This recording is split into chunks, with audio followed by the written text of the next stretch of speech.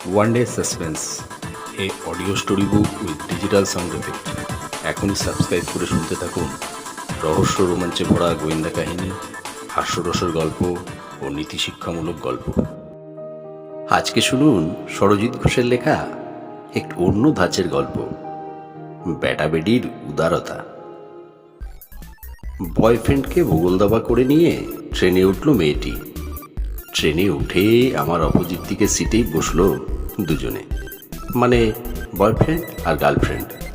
এদিকে আমি বসে আছি আর আমার পাশে বসে আছে তখন আর এক হ্যান্ডসাম, বয়স 27-28, গাল ভর্তি দাড়ি, চুলে হালকা কালার, সাদা শার্ট আর কালো প্যান্ট। সাদা জামা কালো প্যান্ট দেখে আমি প্রথমে ভেবেছিলুম টিটি হয়তো, পরে বুঝলুম টিটি ফিটি কেউই না। আমার মুখোমুখি বসা ওই গার্লফ্রেন্ড আর বয়ফ্রেন্ড হাতে হাত ধরে বসেছে বটে। গার্লফ্রেন্ড মেয়েটি কিন্তু আমার পাশে বসা হ্যান্ডসামকে দেখে ততক্ষণে ক্রাশ খেয়ে গেছে। এমন স্মার্ট হিরোর উপর মেয়েটির ক্রাশ খাওয়াটা খুব স্বাভাবিক, কিন্তু মেয়েটির তো বয়ফ্রেন্ড আছেই। লক্ষ্য করলাম সিটে বসার পর থেকে বয়ফ্রেন্ডের দিকে আর ততটা মনোযোগ নেই যতটা মনোযোগ দিয়ে দেখছে ওই ছেলেটির দিকে। এই হ্যান্ডসাম ছেলেটি তখন আমার পাশে বসে মোবাইলে কথা বলছিল। যার সাথে কথা বলছিল তার নাম টিনা। পাশে বসেই তো কথা বলছিল, তাই শুনতে পেলুম এমন কথা। তুমি ওসব বুঝবে না, শোনো টিনা, নিজের মনটাকে একটু পরিষ্কার করো, সব সময় অপরের দোষ ধরতে গেলে হয় না।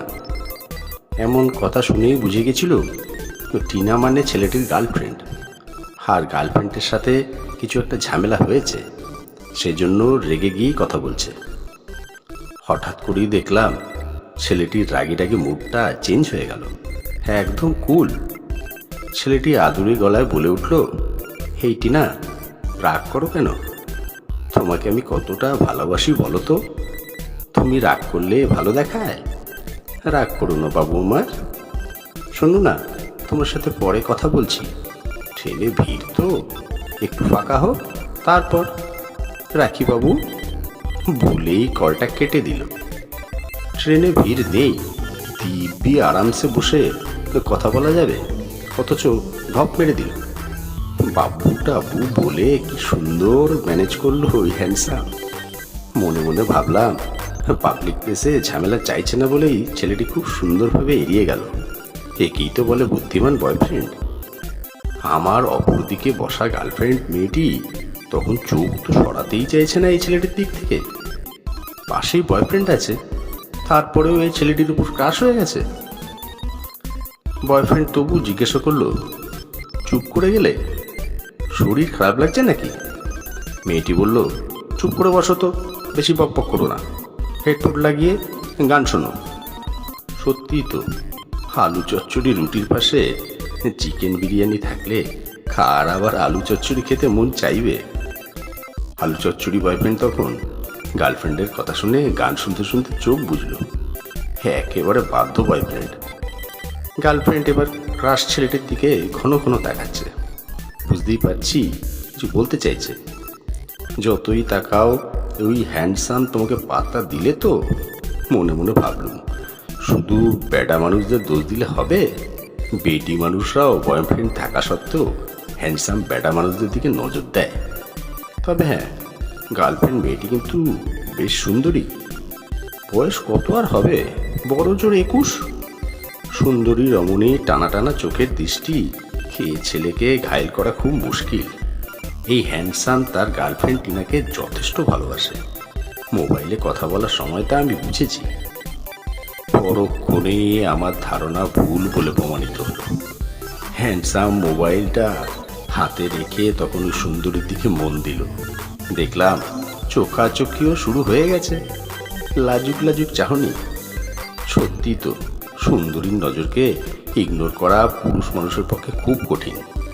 ততক্ষণে আর বুঝতে বাকি নেই টিনার সাথে রাগের মেজাজে কথা বলতে বলতে হ্যান্ডসাম নিজেকে খুল করে নেওয়ার রহস্যটা। ভালোই দৃষ্টিনন্দন চলতে থাকলো।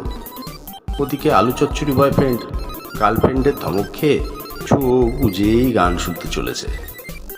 এই বেড়াবেড়ির কীর্তি দেখে মান্নাদের গাওয়া গানটা তখন খুব মনে পড়ছে। এই কুলে আমি আর ওই কুলে তুমি, মাঝখানে নদী ওই বয়ে চলে যায়। ট্রেনের মধ্যে আর নদী কোথায় যে বয়ে যাবে? তখন মনের খাতাতে ততক্ষণে আমার কলমের নদী বইতে শুরু করেছে। হঠাৎ করেই ছন্দপতন হলো। হ্যান্ডসামের মোবাইলে রিং বেজে উঠল।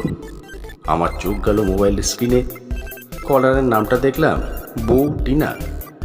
আমার ভাবনা আবার ভুল বলে প্রমাণিত হলো। টিনা আসলে হ্যান্ডসামের বউ। এদিকে ওই সুন্দরীও বগল দাবা করে বয়ফ্রেন্ডকে টেনে তুলল। গন্তব্য এসে গেছে। আরও একবার চোখাচোখি হলো। ইশারায় সুন্দরী বুঝিয়ে দিল, আবার হবে তো দেখা, এ দেখায় শেষ দেখা নয় তো। সুন্দরীও নেমে গেল বয়ফ্রেন্ডকে বগল দাবা করি। অগত্যা কল রিসিভ করে হ্যান্ডসাম আদুরে গলায় কথা বলতে শুরু করলো বউয়ের সাথে। আহা, কত উদার! বেটা মানুষ তো উদার দৃষ্টি দিয়ে বাইরের সুন্দরীকেও দেখতে হয়, আবার ঘরের বউকেও সামলাতে হয়। গল্পটা শুনে ভালো লাগলে নির্দ্বিধায় লাইক, কমেন্ট এবং শেয়ার করুন। একটা লাইক তো আশা করতেই পারি। শুনতে থাকুন, ভালোবাসতে থাকুন। আপনার মূল্যবান মতামত জানাতে ভুলবেন না। নিয়মিত নতুন নতুন গল্প শুনতে অনুগ্রহ করে আমাদের ইউটিউব চ্যানেল সাবস্ক্রাইব করুন। নমস্কার।